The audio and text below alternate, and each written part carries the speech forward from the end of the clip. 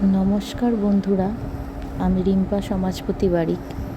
আমার আজকের রথযাত্রার ব্লগে আপনাদের স্বাগত। আজ জগন্নাথ দেবের শুভ রথযাত্রা উপলক্ষে আমার ছোট্ট সোনা প্রিয়াংশুকে ওর বাবা একটি রথ কিনে দিয়েছে। দেখুন বন্ধুরা, এই হলো সেই রথ। আর দেখুন ও রথটা পেয়ে কতটা খুশি। আমি যেদিকে যেদিকেই ভিডিও করছি ও আমার সাথে সাথে ঘুরছে, আবার দেখে নিচ্ছে যে রথটা ঠিকঠাক আছে নাকি। আজকে সকাল থেকে যা বৃষ্টি শুরু হয়েছিল, আমি তো একটু ভয়ে ছিলাম ছেলেটা রথ নিয়ে আদৌ বেরোতে পারবে তো। যাই হোক, রথ যখন কেনা হয়েছে সাজাতে তো হবেই। বৃষ্টির মধ্যে বেশি সাজের সরঞ্জাম আনতে পারিনি, তাই যেটুকু একটু এনেছি রথটা তাই দিয়ে সাজানোর চেষ্টা করব। আর দেখুন, এই সরঞ্জামগুলো আমি এনে জোগাড় করতে পেরেছি।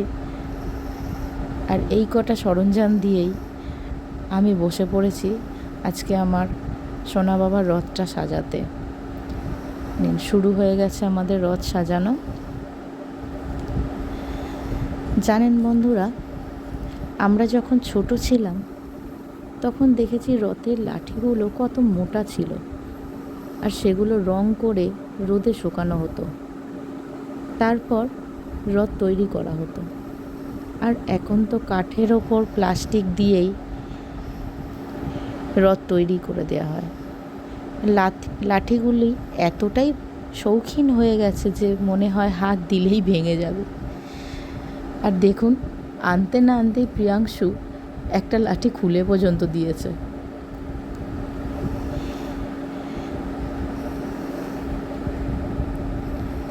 এখন চলছে আপাতত আমাদের রথ সাজানো। একটা একটা করে রিবেন ফুল তৈরি করে রথের মধ্যে লাগাচ্ছি। প্রিয়াংশু আমাদের সাথে একটু একটু হাতে হাত দেওয়ার চেষ্টা করছে, তো আমরা বাধা দেওয়া একটু করে সরেও যাচ্ছে।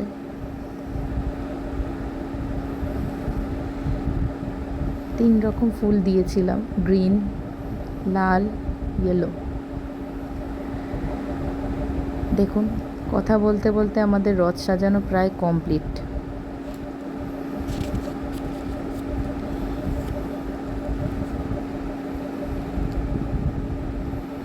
আমাদের রথ সাজানোটা কেমন হয়েছে বলবেন কিন্তু অবশ্যই।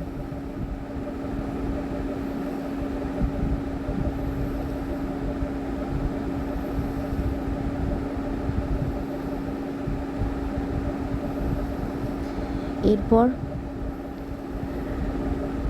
জগন্নাথ দেবকে ও আমার গোপাল সোনাকে বসিয়ে দিলাম রথের মধ্যে।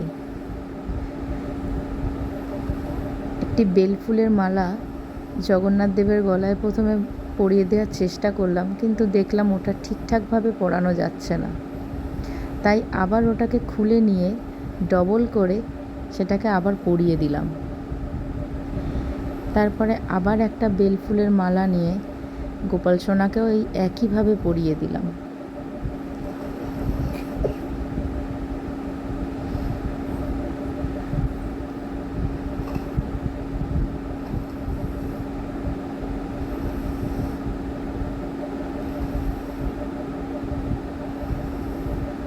মুকুটটা একটু খুলে রাখতে হয়েছিল, কারণ রথটা যেহেতু ছোট, সেহেতু মুকুট সমেত আগেভাগে পরানো যাচ্ছিল না, তাই মালাটা আগে পরিয়ে নিয়ে তারপরে মুকুটটা পরিয়েছি। দেখুন আমার গোপাল সোনাকে কতটা সুন্দর লাগছে। এরপর ভোগ দিয়ে দিলাম গোপাল সোনাকে এবং জগন্নাথ দেবকে, আর ধূপ ও প্রদীপ দিয়ে একটু আরতিও করে নিলাম।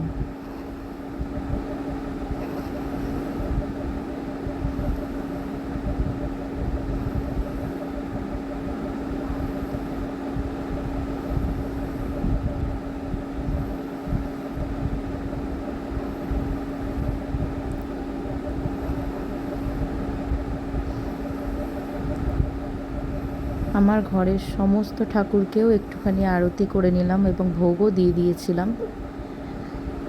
এরপর রাস্তায় বেরোনোর পালা রথটা নিয়ে।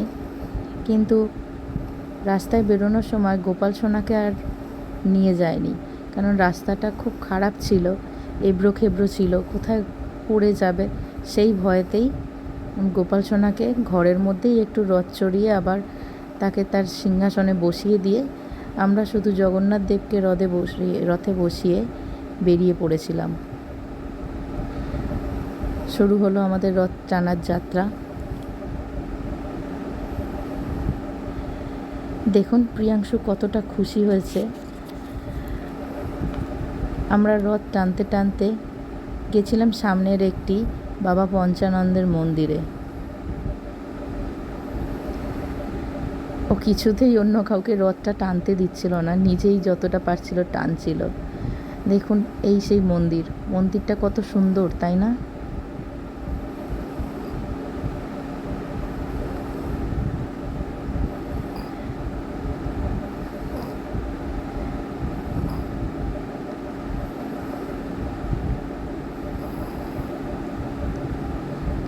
আর প্রিয়াংশুর অবস্থা দেখুন, ও আগে আগে দৌড়াচ্ছে মন্দিরে যাবে। এবার মন্দিরে উঠতে না উঠতেই হঠাৎ করে রথটাকে ছেড়ে দিয়েই ও দৌড়াতে শুরু করলো।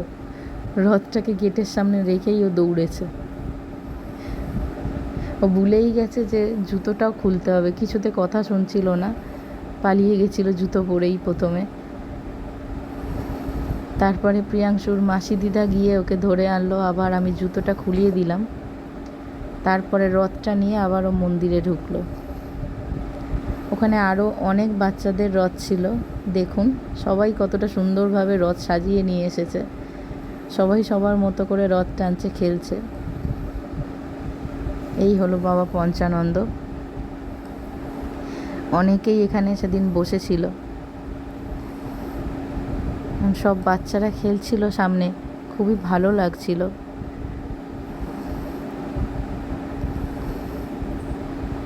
তো দেখুন মন্দিরটা কত সুন্দর করে রথ উপলক্ষে সাজানো হয়েছিল।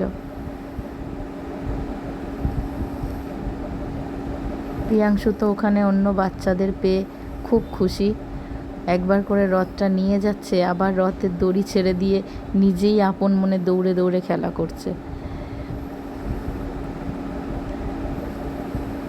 ওখানে আবার তুলসী মঞ্চটা ছিল, সেটাকে আবার ঘুরছে।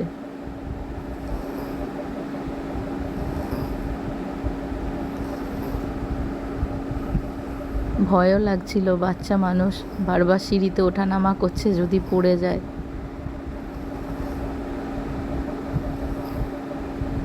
ও তো কারোর কথা শুনবার নয়, ওর মতো দৌড়েই বেড়াচ্ছে।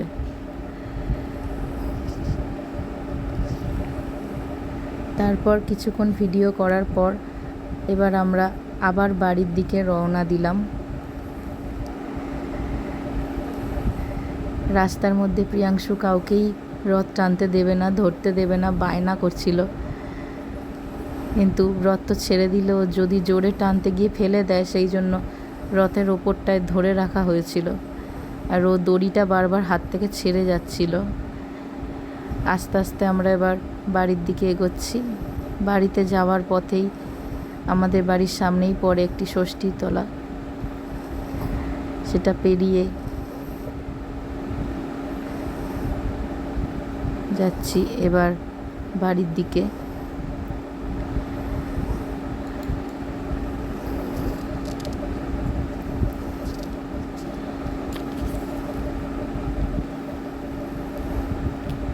বাড়ির গলিতে এসে পৌঁছে গেছি। এই রথযাত্রার ব্লগটি আপনাদের কেমন লাগলো সেটি কিন্তু অবশ্যই জানাবেন, এবং ভিডিওটি ভালো লাগলে লাইক এবং সাবস্ক্রাইব অবশ্যই করবেন। ভিডিওটি শেষ পর্যন্ত দেখার জন্য ধন্যবাদ।